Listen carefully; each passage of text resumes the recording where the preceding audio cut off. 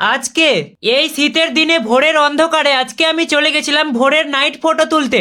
আর এই ঠান্ডার মধ্যে একটা সোয়েটারও গায়ে দিয়ে যায়নি, কারণ কালকে আমার মা সোয়েটার দুটাই ধুয়ে দিয়ে দিয়েছে। তো এই হাড় কাঁপানো ঠান্ডার মধ্যে হাঁটতে হাঁটতে গ্রামের রাস্তার দিকে গেছিলাম, তো আউটফুটটা আমার খুব ভালো লাগলো, তাই ক্যামেরাতে তুললাম আমার ফোন দিয়ে। আগেই বলি আমি কোনো প্রফেশনাল ফটোগ্রাফার নই, তাই দয়া করে কমেন্টে কেউ গাল দিও না। আমার মনে হলো তাই তুললাম। এবার দেখো, ফোনটাকে একটু ঘুরিয়ে নাও তাহলেই হবে।